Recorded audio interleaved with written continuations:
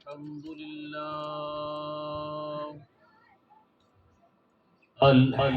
لله رب العالمين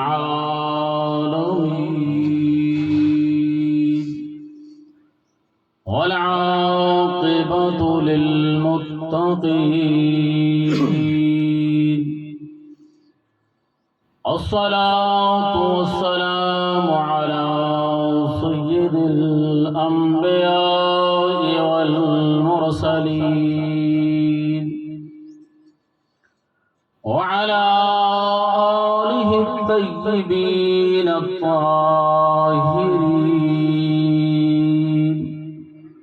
وعلى أصحابه الهادين المهديين الراشدين المسترشدين من يومنا هذا إلى يوم الدين. أما بعد فأعوذ بالله من الشيطان الرجيم. بسم الله الرحمن الرحيم. ولو أنهم إذ ظلموا أنفسهم جاءوك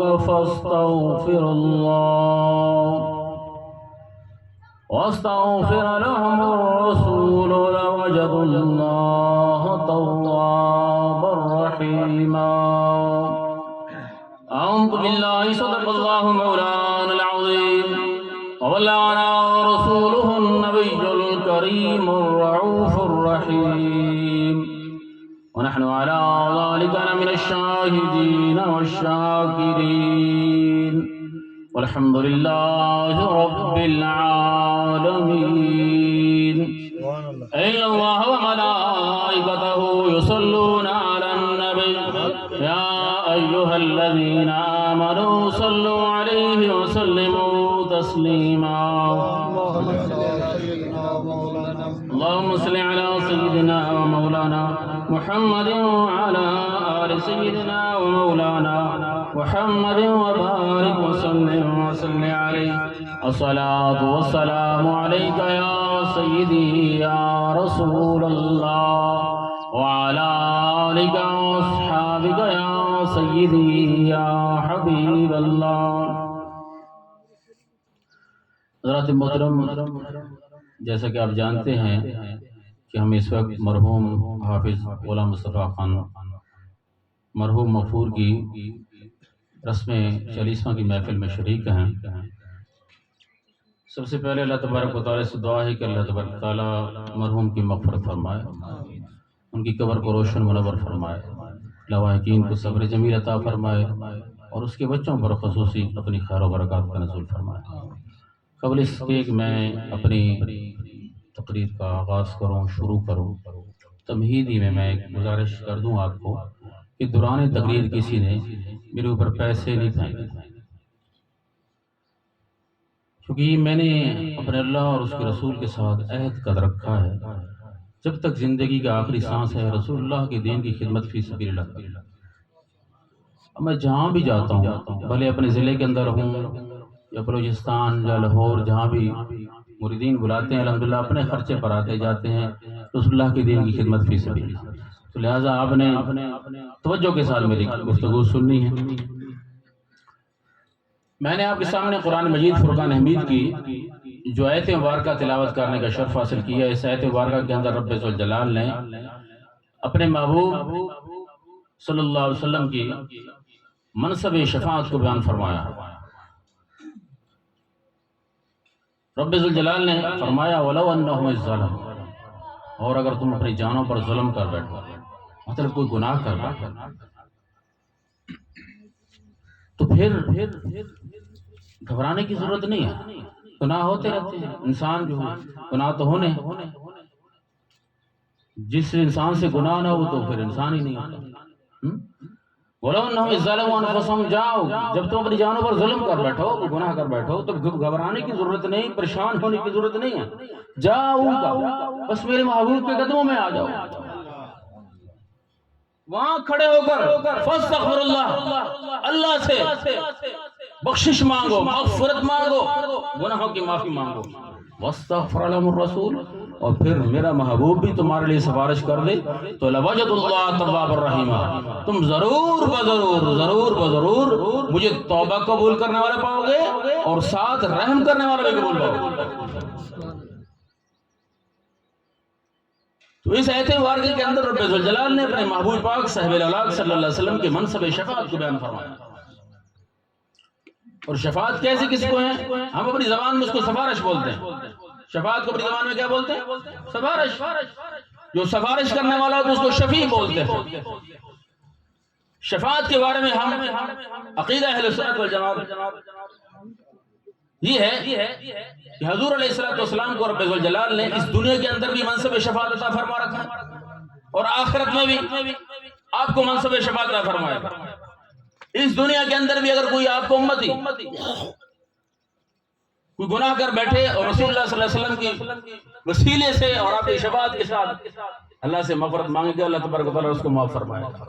اور بروز قیامت بھی جب سرور کائنات صاحب الاولاق صلی اللہ علیہ وسلم اللہ کے حضور اپنی امت کی شفاعت کریں گے، اللہ تبارک و تعالیٰ حضور کی گناہگار امت کو حضور کی شفاعت کے بدلے میں جنت میں داخل فرمائے گا۔ حضرت محمد بن حرب ہلالی رضی اللہ تعالیٰ، جذب القلوب کتاب کا نام ہے، صفحے کا نمبر ہے 112۔ یہ فرماتے ہیں کہ میں ایک دفعہ حضور علیہ السلام کی قبر مبارک پر گیا، حضور کی قبر مبارک پر بوسہ دیا اور پھر حضور علیہ السلام کی قبر کے سامنے بیٹھ گئے۔ اب ذرا غور کر، حضور کی قبر مبارک پر گیا، پہلے کیا کیا؟ مطلب یہ کرنے والا کام آج کا نہیں ہے، بہت صحابہ سے آ رہا ہے۔ اب آج لوگ کہیں تو پھر مناسب بات نہیں، تو کہہ رہے ہیں کہ میں سب سے پہلے گیا حضور علیہ السلام کی قبر مبارک پر جا کر بوسہ دیا، پھر حضور کی قبر سامنے بیٹھا اور حضور پر درود پاک پڑھنا شروع کر دیا۔ اتنے میں ایک عرابی آیا، وہ بھی آ کر میرے ساتھ بیٹھ گیا۔ عرابی مین پینڈو، دیہاتی، ہم عرابی لوگ دیہاتی لوگ، ہماری نسبت دنیا والی میں لوگ رہ رہے ہیں وہ شہری ہیں، مدنی لوگ، دور کے لوگ مدنی لوگ، ہم لوگ عرابی ہیں، پینڈو ولجر گاؤں کے لوگ، دیہاتی لوگ۔ وہ کہتے ہیں عرابی آیا گاؤں کے رہنے والا، یعنی مدینہ کے رہنے والا نہیں تھا، کہیں مذہبات کے گاؤں سے آیا۔ مدینہ تو سٹی تھا نا، آج بھی سٹی ہے۔ تو آیا، آ کر میرے ساتھ بیٹھ گیا۔ اس نے آ کر عرض و معروض کی، یا رسول اللہ میں بڑا گناہگار ہوں اور میں نے قرآن میں پڑھا ہے وَلَوْنَّهُمْ إِذْ ظَلَمُوا أَنفُسَهُمْ جَاءُوكَ فَاسْتَغْفَرُوا اللَّهَ وَاسْتَغْفَرَ لَهُمُ الرَّسُولُ لَوَجَدُوا اللَّهَ تَوَّابًا رَحِيمًا۔ کہ لوگوں جب تم اپنی جانوں پر ظلم کر بیٹھو تو پھر گھبرانے کی ضرورت نہیں، پریشان ہونے کی ضرورت نہیں، بس میرے مصطفیٰ کے قدموں میں آ جاؤ، وہاں کھڑے ہو کر مجھ سے معافی مانگو گو اور میرا مصطفیٰ بھی تمہارے لیے سفارش کرے تو مجھے تم ضرور بضرور توبہ قبول کرنے والا اور رحم کرنے والا پاؤ۔ یا رسول اللہ اب میں آپ کے پاس آ گیا ہوں، یہاں بیٹھ کر اللہ سے معافی مانگ رہا ہوں، آپ بھی قبر میں بیٹھ کر میری سفارش کریں تاکہ اللہ تبارک و تعالیٰ میری معاف فرما دے۔ حضرت محمد بن حرب ہلالی رضی اللہ عنہ کہتے ہیں کہ وہ عرابی یہ عرض و معروض کر کے اٹھ کے چلا گیا، کہتا میں وہاں بیٹھ رہا، میں درود پاک پڑھ رہا تھا، کہتے درود پاک پڑھتے پڑھتے مجھے اونگ گئی تو قسمت کی کھڑکی کھل گئی، سرور کائنات میرے خواب میں تشریف لائے۔ اگر کہا محمد بن حرالی، وہ جو بھی عرابی آیا تھا نا تھوڑی دیر پہلے جو عرض معروض کر کے گیا ہے، اس کو جا کر خوشخبری دے دینا کہ اللہ تبارک و تعالیٰ نے میری شفاعت کے صلے میں اس کے اگلے پچھلے سارے گناہ معاف کر کے اس کو ہمیشہ کے لیے جنت میں داخل کر دیا۔ حضور آج اپنی قبر انور کے اندر بھی امت کی شفاعت فرما رہے ہیں، آج بھی زندہ ہے، دیکھتے ہیں، سنتے ہیں، اللہ نے ان کو یہ صلاحیت دے رکھی ہے۔ صحابہ کرام روایت کرتے ہیں کہ حضور علیہ السلام کو دنیا سے پردہ فرمائے ہوئے ابھی 3 دن گزرے تھے۔ حضور کی رحلت کو، حضور کو یہاں سے جانے کے بعد 3 دن سے گزرے تھے۔ حضور علیہ السلام کے جانے کا صدمہ بالکل نیا نیا تھا، مدینہ کے ہر بندہ پریشان تھا، مغموم تھا، حضور کی جدائی میں لوگ روتے تھے۔ صحابہ کرام کیا، صحابیات کیا، ان کے بچے کیا، پورے مدینہ پر ایک سوگواری کی کیفیت تھی۔ کہتے 3 دن کے بعد دور دراز سے ایک شخص مدینہ شریف میں آیا حضور علیہ السلام کو ملنے کے لیے. جو مدینہ شریف آیا تو اس کو معلوم ہوا کہ حضور علیہ السلام تو دنیا میں رہے ہی نہیں، فوت ہو گئے ہیں، رحلت فرما گئے ہیں، پردہ فرما گئے ہیں. وہ شخص بڑا پریشان ہوا کہ میں جس شخصیت کو ملنے کے لیے آیا ہوں وہ تو دنیا میں نہیں رہی، اب کیا ہوگا؟ وہ سیدھا مولا علی کے پاس گیا. مولا علی کے پاس جا کر عرض کی حضور میں بڑا گناہگار آدمی ہوں، زندگی کا کافی عرصہ گناہ میں گزار دیا، گناہ کر کر کے اب تھک گیا ہوں، تیاگ گیا ہوں، نفرت ہو گئی ہے، اور میں چاہتا تھا کہ اللہ تعالیٰ میرے گناہوں کو معاف کر دے. میں ایک دفعہ قرآن پڑھ رہا تھا گھر میں، وہ پڑھتے پڑھتے یہ آیت میرے سامنے آئی، وَلَوْ أَنَّهُمْ إِذْ ظَلَمُوا أَنفُسَهُمْ جَاءُوكَ فَاسْتَغْفِرُوا اللَّهَ وَاسْتَغْفَرَ لَهُمُ الرَّسُولُ لَوَجَدُوا اللَّهَ تَوَّابًا رَحِيمًا.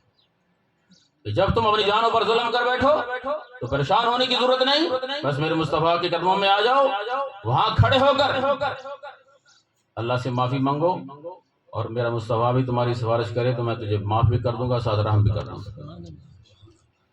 یا علی، حضور تو اب دنیا میں رہے نہیں، چلے گئے ہیں، رحلت فرما گئے ہیں، اب میں کیا کروں؟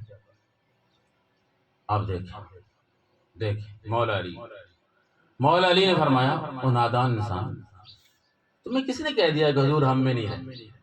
حضور نے تو ہم سے بھی صرف پردہ فرمایا ہے. حضور آج بھی قبر میں زندہ ہیں، اپنے امتی کی آواز کو سنتے ہیں، دیکھتے ہیں، آج بھی سفارش کرتے ہیں. جا سیدھا چلا جا قبر رسول پر، وہاں جا کر عرض معروض کر، محمد عربی قبر میں بیٹھ کر تیری سفارش کریں گے، اللہ تبارک و تعالیٰ وہیں تیرے سارے گناہوں کو معاف فرما دے. وہ شخص سیدھا آیا. ابھی حضور علیہ السلام کا روزہ مبارک نہیں بنا، 3 دن تو گزرے تھے، کچی قبر تھی، آج بھی بیسمنٹ کے اندر کچی قبر. تو وہاں وہ شخص گیا، صحابہ کرام مزار مبارک کے ارد گرد بیٹھے ہوئے ذکر اذکار کر رہے تھے، درود السلام پڑھ رہے تھے، کیونکہ ابھی نئی نئی جدائی تھی، لوگوں کو بلیو نہیں ہو رہا تھا کہ حضور ہمیں چھوڑ گئے ہیں، بلیو نہیں ہو رہا تھا لوگوں کو، حضور کیسے جا سکتے ہیں دنیا سے. یہ بھی کیفیت تھی صحابہ، اہل علم لوگ جانتے. سب صحابہ کرام جو ہے بیٹھے ہوئے پریشان تھے، کوئی رو رہا تھا، کوئی درود پڑھ رہا تھا. اتنے میں یہ شخص آیا اور یہ قبر رسول سے لپٹ کر دیوانہ وار رونے لگا، تاروں قطار روز کے عرض مروز کرے، یا رسول اللہ میں گناہگار ہوں، خطا کار ہوں، یا اللہ، یا رسول اللہ میں اللہ سے گناہوں کی معافی مانگتا ہوں، آپ بھی میرے لیے معافی مانگو، میری سفارش کرے تاکہ اللہ تبارک و تعالیٰ مجھے معاف کر دے. کہتے ہیں کہ اس کے رونے میں اتنا سوز و گداز تھا، اتنا کرب تھا، درد تھا، ارد گرد جو صحابہ کرام بیٹھے ہوئے تھے وہ بھی رونے لگے. سم ٹائم آپ کو رونا نہ آئے نا، کسی کے رونے پر بھی آپ ہوتا ہے کہ نہیں ہوتا ہے؟ یہ جو بیان کرنے والی عورتیں ہوتی ہیں کیسی روتی ہیں، جن کو نہ آ رہا ان کو بھی کہ تو وہ بندہ اتنے کرب اور درد کے ساتھ روا کہ صحابہ کرام کو بھی رونا آ گیا. پھر کیا ہوا؟ یکا یک قبر رسول سے خوشبو رسول اٹھی، اور خوشبو رسول ایسی تھی کہ جانی پہچانی. سم ٹائم تو صحابہ کرام خوشبو کا تعاقب کرتے کرتے حضور تک پہنچ جاتے تھے. حضور اس گلی سے گزرے ہیں تو کہاں گئے ہیں؟ اس خوشبو کا تعاقب کرتے کرتے، اس کو سمیل کرتے، سونگتے سونگتے وہاں جا پہنچے. تو قبر رسول سے خوشبو رسول اٹھی، اور پھر یکا یک قبر رسول سے رسول کائنات کی آواز آئی، اے راوی سر اٹھا لے، کم کرنا چھوڑ دے، رونا بند کر دے، خوش ہو جا، اللہ تبارک و تعالیٰ نے میری شفاعت کے بدلے میں تیرے سارے اگلے پچھلے گناہ معاف کر کے تجھے ہمیشہ کے لیے جنت میں داخل کر دیا. تو حضور علیہ السلام آج بھی شفاعت کرتے ہیں، جب بظاہراً زندہ تھے تب بھی کرتے، جب محشر کا میدان لگے گا تب بھی سرور کائنات شفاعت فرمائے. حضرت سیدنا سلمان فارسی رضی اللہ تعالیٰ روایت کرتے ہیں حضور علیہ السلام نے فرماتے ہیں ہم لوگ بیٹھے ہوئے تھے حضور کے سامنے جیسے آپ لوگ بیٹھے ہوئے، ایک انبوہ کثیر تھا صحابہ کرام کا. حضور علیہ السلام نے فرمایا میرے صحابہ قیامت کا دن ہوگا. اب قیامت کا نقشہ حضور علیہ الصلوۃ والسلام خود بیان فرما رہے ہیں کہ قیامت کا دن ہوگا، سورج سوارے زبر ہوگا، نفس نفسی کا عالم ہوگا، قہر کی گرمی ہوگی، سورج کی تبش سے زمین تانبے کی طرح تمک رہی ہوگی. مخلوق خدا کا کوئی پرسان حال نہیں ہوگا. لوگ دعائیں کر کر کے توبہ کر کر کے تھک گئے ہوں گے، توبہ کا دروازہ بند ہو چکا. 1000 سال کا دن ہوگا حضور نے فرمایا، سورج سوانے سے بعد.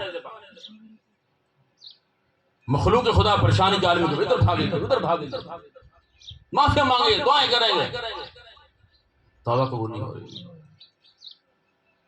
اس طرح کرتے کرتے مخلوق خدا کو 1000 سال کا عرصہ گزر جائے گا.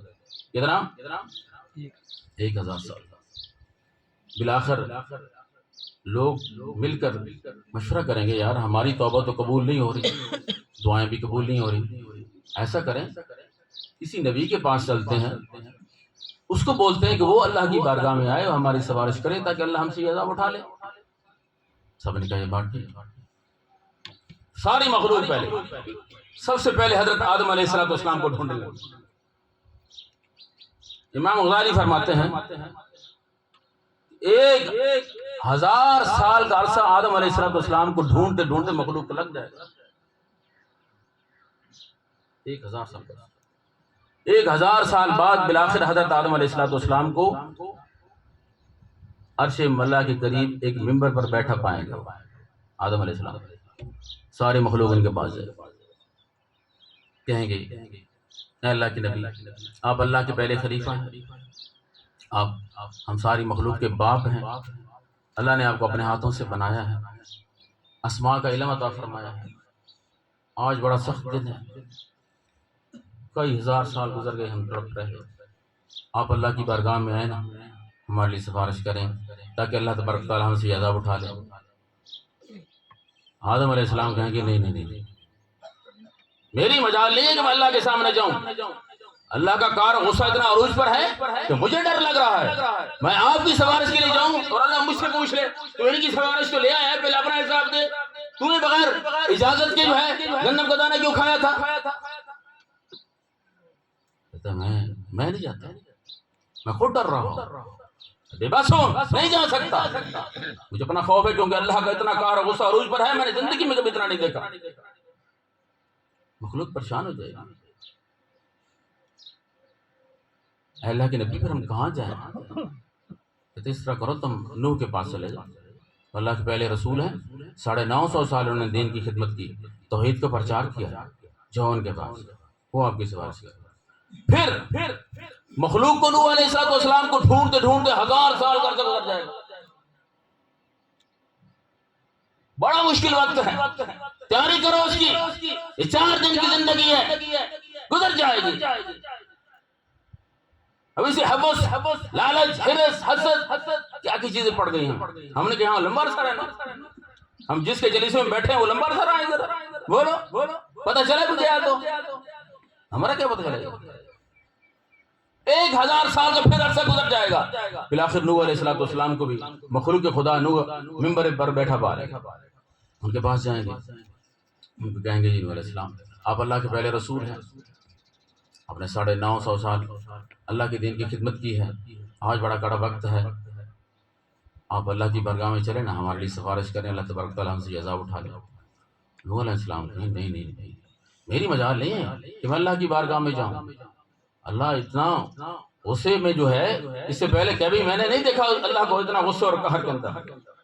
مجھے خود ڈر لگتا ہے میں آپ کی سفارش لے کر جاؤں اور اللہ مجھے کہے کہ تو ان کی سفارش کو لے آیا ہے. پہلے یہ بتا دنیا میں تو نے اپنے کافر بیٹے کی بغیر اجازت کے سفارش کیوں کی تھی؟ پہلے یہ بتا. شفاعت تو اللہ کے اذن کے ساتھ ہوتی ہے، اجازت کے. تو اللہ میرے اجازت کے بغیر تو نے اپنے کافر بیٹے کی سفارش کیوں کی تھی؟ پہلے اس کا حساب دے. میں کیا جواب دوں؟ میں نہیں آ سکتا.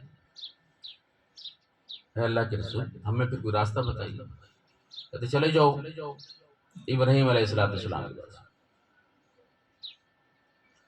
اللہ کے خلیل ہیں، اللہ نے ان کو مرتبہ خلت عطا فرمایا ہے، آگ کو، نار نمرود کو ان پر گل و گلزار فرمایا. اللہ کے خلیل ہیں، بڑے پیارے ہیں، وہ آپ کی سفارش کریں گے. پھر امت کو 1000 سال کا عرصہ بیت جائے گا ابراہیم علیہ السلام کو ڈھونڈتے ڈھونڈتے، بالآخر ابراہیم علیہ السلام کو بھی ممبر پر بیٹھا پانے کی مخلوق خدا ان کے پاس جائیں گے اور کہیں گے یا ابراہیم آپ اللہ کے خلیل ہو، اللہ نے آپ کو مرتبہ خلت عطا فرمایا ہے، نار نمرود کو آپ پر گل و گلزار فرمایا تھا، آ جائیں نا اللہ کی برگاہ میں ہماری سفارش کرائیں تاکہ اللہ ہم سے یہ عذاب کو اٹھا لے، رحمت کا معاملہ فرمائے۔ ابراہیم علیہ السلام بھی ہاتھ کھڑے کر نہیں آ سکتا۔ زندگی میں مجھے 3 باتیں خلاف امر ہو گئی تھی، مجھے ڈر ہے کہ اللہ تبارک و تعالیٰ ان کے بارے میں نہ پوچھ لے، میری مجال نہیں۔ آپ نبیوں کے باپ ہیں، خلیل ہیں، اگر آپ بھی ہمیں اس طرح موڑ رہے ہیں تو پھر ہمیں کوئی راستہ ہی بتا دیں۔ اس طرح کرو، موسیٰ علیہ السلام کے پاس چلے جاؤ، وہ اللہ کے کلیم ہیں، اللہ سے کلام کرتے تھے، اللہ کے لاڈلے نبی ہیں، جاؤ ان کے پاس جاؤ، وہ تمہاری سفارش کریں گے۔ وہ زندگی میں بڑا لاڈ کرتے تھے، بڑی باتیں منواتے تھے، منوا لیں گے، جاؤ۔ پھر مخلوق خدا کو 1000 سال کا عرصہ بیت جائے گا، پھر 1000 سال بعد پھر مخلوق خدا موسیٰ علیہ السلام کو ایک ممبر پر بیٹھا پا لیں گے، ان کے پاس جائیں گے، ان کہیں گے دیکھیں آپ اللہ کے کلیم ہیں، اللہ آپ سے ہم کلام ہوتا تھا، اللہ کے لاڈل نبی ہیں، آپ پر کتاب بھی اتری ہے، آج بڑا سخت دن ہے، آپ ہماری سفارش میں چلیں نا، اللہ تبارک و تعالیٰ ہمیں معاف کر دیں۔ موسیٰ علیہ السلام بھی یاد کریں گے، وہ بھی کہیں گے نہیں بھائی نہیں، میں نہیں آ سکتا، اللہ کا کہاں غصہ اتنا عروج پر ہے کہ کہیں مجھے ڈر ہے کہ میرا نہ احتساب ہو جائے، میں نے دنیا میں ایک شخص کو مکہ مارا تھا تو مر گیا، موسیٰ علیہ السلام سے قتل بھی ہوا، بتا آپ کو، لیکن عمدن قتل نہیں ہوا تھا، آپ نے ویسے 5 مارا تھا، بندہ مر گیا، کتنی شخص۔ تو اللہ مجھ سے پوچھ لے کہ تو نے بندے دنیا میں ایک بندہ مارا تھا، قتل کر دیا تھا، پہلے اس کا حساب دے پھر ان کا حساب کرے گا، میں کیا کروں گا؟ میں بھی نہیں آ سکتا، خود یہاں پریشان بیٹھا۔ پھر کہاں جائیں؟ کہتے عیسیٰ علیہ السلام کے پاس چلے جاؤ، روح اللہ ہے، اللہ نے ان کو بغیر باپ کے پیدا فرمایا، بے شمار معجزات عطا فرمایا، ان کے پاس جاؤ، وہ تمہاری سفارش کریں گے۔ پھر مخلوق خدا کو عیسیٰ علیہ السلام کو ڈھونڈتے ڈھونڈتے 1000 سال کا گزر گیا، بالآخر 1000 سال بعد مخلوق خدا عیسیٰ علیہ السلام کو بھی ایک ممبر پر بیٹھا پا لیں گے، اس کے پاس جائیں گے، یا عیسیٰ بڑے سخت دن ہیں، اللہ کا غصہ عروج پر ہے، گرمی بہت تیز ہے، ہم عذاب میں مبتلا ہیں، آپ روح اللہ ہیں، اللہ نے آپ کو بغیر باپ کے پیدا کیا، بے شمار معجزات عطا فرمایا، آج آئیں اللہ کی بارگاہ میں چلیں، ہماری سفارش کریں تاکہ اللہ تبارک تعالیٰ ہم سے عذاب اٹھا لے۔ عیسیٰ علیہ السلام بھی یاد کر گیا، لیکن نہیں آ سکتے، میں نہیں آ سکتا۔ جی حضرت کیوں نہیں آ سکتے؟ کہ دیکھو میری قوم نے میری ماں کو اللہ کی بیوی بنایا، مجھے اللہ کا بیٹا بنا دیا، اور میری موجودگی میں یہ کر دیا کہ اللہ یہ پوچھ نہ لے کہ جب تو ان کے اندر موجود تھا اور تجھے دائی بنا کر بھیجا تھا، پیغمبر بنا کر بھیجا تھا، تیری موجودگی میں یہ کیوں فالٹ آیا تیری امت کے اندر، تو میں کیا جواب دوں گا؟ لوگ پریشان ہو جائے گے، سارے نبیوں کے دروازوں پر پھرائے گا اللہ تبارک و تعالیٰ۔ یہ بڑے اس میں بڑا دقیق نکتہ ہے کہ اللہ تبارک و تعالیٰ سارے نبیوں کے دروازوں پر کیوں پھرائے گا، پھر آخر میں اپنے محبوب کے دروازے پر کیوں لے کر آئے گا؟ اصل وہ دکھانا چاہتا ہے قیامت والے دن بھی صرف ایک ہی در ہوگا جو نجات کا در ہوگا، محمد عربی۔ جب عیسیٰ علیہ السلام بھی مایوس کریں گے ان کو، مایوس ہو جائے گا، تو پریشان ہو جائیں گے، یا عیسیٰ پھر ہم کہاں جائیں؟ ہم تو بڑے دروازے پھر کے آ گئے، ہر نبی نے ہاتھ اٹھایا، ان کے نہیں، میں ایک دروازہ ایسا بتاتا ہوں آپ کو، وہاں سے آپ کو مایوسی نہیں ہوگی، انشاءاللہ کامیاب لوگ۔ کہاں کہ تو بس محمد عربی کے دروازے پر چلے جائیں۔ جب یہ محمد عربی کا نام سنے گی مخلوق تو شک کھلکھلا اٹھے گی۔ سوال ہی پیدا ہوتا ہے کہ مخلوق خدا کو پہلے محمد عربی کا پتہ نہیں تھا؟ نہیں پتہ، اللہ نے دماغ میں نہیں ڈالا تھا، پتہ ہوتا تو پہلے ادھر ہی جاتے نا، نہیں، اللہ پہلے دوسرے دروازوں کو گھما کر اپنے محبوب کے دروازے پر، وہ ایسا دروازہ ہے جب سارے دروازے تم کو مایوس اٹھائیں گے، میرے محبوب کا وہ دروازہ ہوگا جہاں رحمت ہی رحمت ہوگی۔ جب یہ کہیں گے تو مخلوق پھر حضور علیہ السلام کو ڈھونڈنے لگے، پھر 1000 سال کا گزر جائے گا صاحب، 1000 سال کے بعد بالآخر مخلوق خدا سرور کائنات کو بالکل مرش اللہ کے قریب مقام محمود پر ایک ممبر پر بیٹھا تشریف پائیں گے. جب مخلوق خدا جائے گی حضور کے پاس تو حضور علیہ السلام ممبر سے نیچے اتر کر ان کی طرف ایسے ہاتھ پھیلائیں گے، آ جاؤ آنا لہا آ جاؤ، میں تمہارے لیے کھڑا ہوں، آج تم پر رحمت ہوگی، تمہاری بخشش ہوگی. اللہ اکبر. ساری مخلوق خدا جائے گی، حضور علیہ السلام سجدے میں گر جائیں گے. رب حبلی امتی، رب حبلی امتی، یا اللہ میری گناہگار امت کو بخش دے، یا اللہ میری گناہگار امت کو بخش دے. گڑ گڑا کر رب ذوالجلال کی بارگاہ میں دعائیں مانگیں. رب کہے کہ محبوب اپنا مکھڑا اٹھا، اتنے تیرے امتی کو بخش دیا ہے. نہیں مولا اور کر، اٹھا لے اب اتنے اور بخش دیے. نہیں یا اللہ تیری عزت و جلالت کی قسم، جب تک تو میرا آخری امتی جنت میں داخل نہیں کرا تب تک میں اپنا سر نہیں اٹھاؤں گا. سبحان اللہ. یہ کہیں کہ محمد مصطفیٰ صلی اللہ علیہ وسلم تو اللہ تبارک و تعالیٰ کی رحمت کو جوش آ. کہ محبوب بس رونا بند کر دے، رونا بند کر دے، خوش ہو جا، اپنا مکھڑا اٹھا. تیری دعا کے صدقے سے ہم نے تیری ساری امت کو بغیر حساب کتاب کے بخش کر جنت میں داخل فرما دیا. سامنے سے بتا رہے حضور علیہ السلام کی شفاعت سے نجات ممکن ہے. دعا کیا کرو کہ اللہ تبارک و تعالیٰ ہمیں قبر میں حشر میں سرور کائنات کی شفاعت نصیب فرمائے. اور بالخصوص حافظ غلام مصطفیٰ خان روم کی وہ بھی اللہ تبارک و تعالیٰ ان کو بھی شفاعت مصطفیٰ سے بہرمند فرمائے، ان کو بھی مغفرت بخشش فرمائے. آمین. وآخر دعوانا الحمدللہ رب العالمین.